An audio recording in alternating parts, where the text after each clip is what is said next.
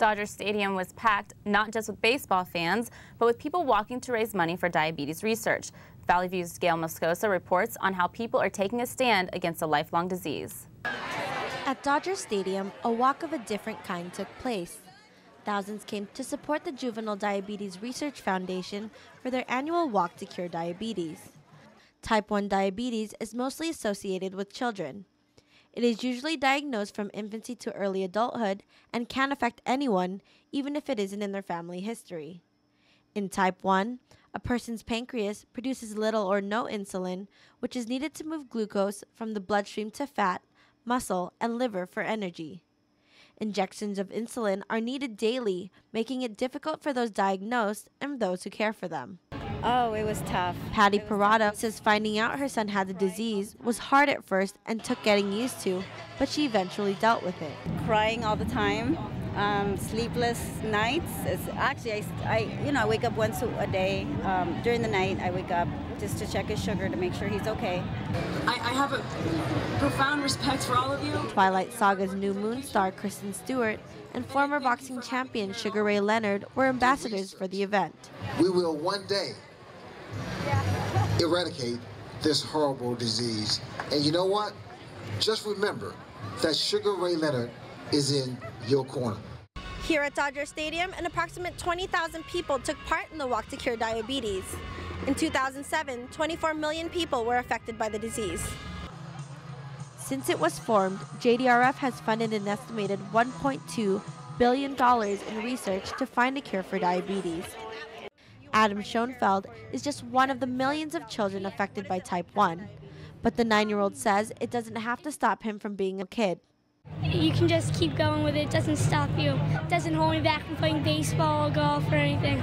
JDRF walkers will raise money until the end of the year and are hoping to reach their $2 million goal. Reporting from Los Angeles, I'm Gail Moscoso, Valley View News. Coming up after the break, we'll recap the American Music Awards and performance highs and lows. And the Twilight Saga's New Moon shoots for the moon at the box office and hits it. The Santa Clarita Valley's only hospital has held a charity event to help build a new and improved intensive care unit. Valley View News reporter Kristen Freerier has the story. This seemingly quiet yet elegant hotel in Universal City might have people thinking it's exactly the same way inside, but boy is that far from the truth.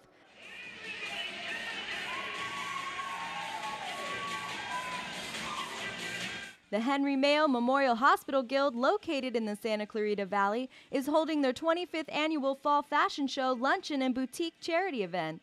The event will raise money for the hospital's new 18-bed intensive care unit, which will have many new amenities for its patients and visitors. About 700 guests showed up at the Sheraton Universal Hotel for the fashionable affair, one of which was Cindy Martin, who says she's been enjoying the event for 11 years. People are here donating their time and having fun at the same time.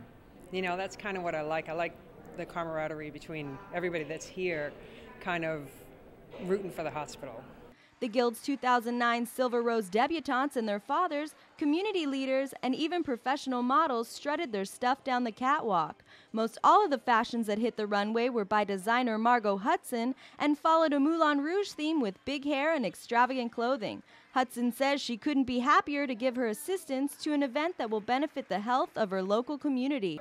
I'm always excited. We've been doing this now for many years, and it's always a great way of giving back to the community and for our local hospital. In recent years, the fashion show has raised more than $1 million for laboratory services. Organizers say the estimated cost of the ICU expansion is $9 million, and any donations will help. Santa Clarita residents say they couldn't be happier that their donations will build a bigger and better ICU for their growing community.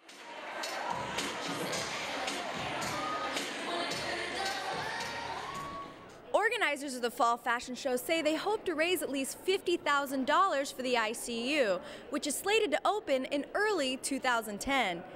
In Universal City, I'm Kristen Ferrier for Valley View News. Next is Kristen with our entertainment news, including a look at Michael Jackson's iconic clothing that brought in a big dough at an auction. And J-Lo busts a slip and slide at the American Music Awards. Kristen? Thank you, Tiara. After 24 years of entertaining TV viewers, Oprah Winfrey has announced that her last talk show will take place on September 9, 2011. In a tearful announcement, Winfrey says she's making the 25th season her last because she loves it enough to know when it's time to say goodbye.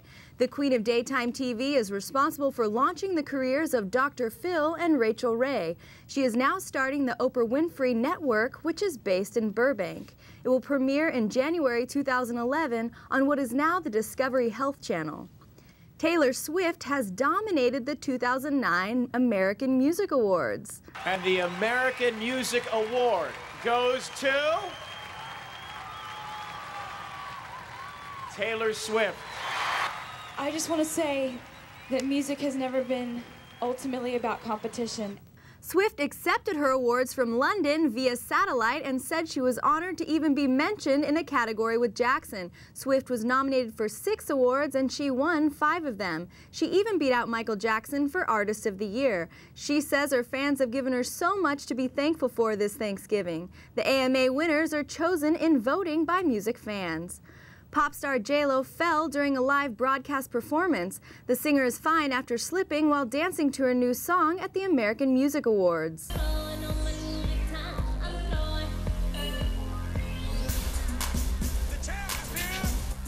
She bounced right back up and kept on dancing. The fall was edited out by the time the awards aired on the West Coast.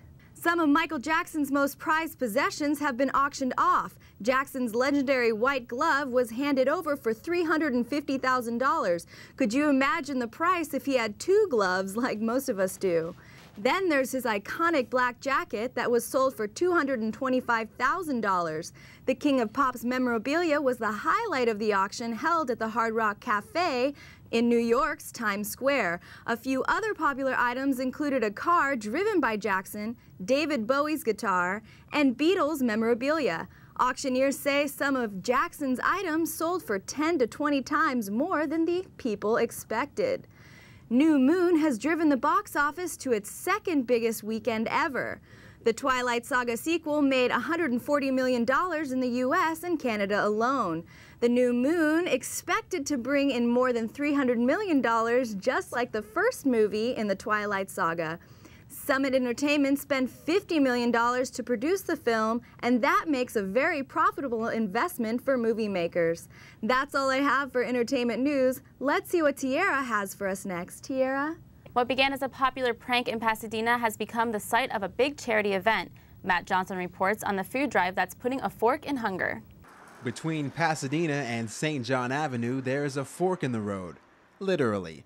The now famous Pasadena fork has attracted people from all over the area to get a glimpse of the 18-foot utensil. And now the people behind it are putting together a food drive for the homeless this Thanksgiving. Philip Coombs says it's all for a good cause. And we were just sitting down a couple weeks ago, having a glass of wine, thinking what can we do to put a positive spin on it. And we came up with the idea of put a fork in hunger. And it just kind of took off from there. They'll be donating the 2 tons of food they received for a huge Thanksgiving Day dinner for more than 6,000 homeless individuals. The people who've participated are excited to have pitched in. And we just went out and bought some food and brought it up to the food drive. Okay. Which I think is they both go together. Now, this fork started off as a joke. The organizers of this event played on a friend who had always driven by this fork in the road and said, you know what, there should be a fork there. We should have a fork there. So for his birthday, they gave him a fork.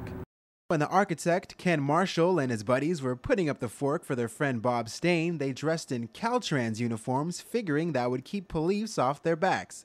I did not realize whether Pasadena was going to put me in jail, fine me, or whatever it was they were going to do. The city of Pasadena has been supportive so far, but questions linger about how long the fork will be allowed to stay up. In the meantime, they've been so successful here, they hope to be back at the same spot in Christmas for a toy drive. In Pasadena, I'm Matt Johnson for Valley View News.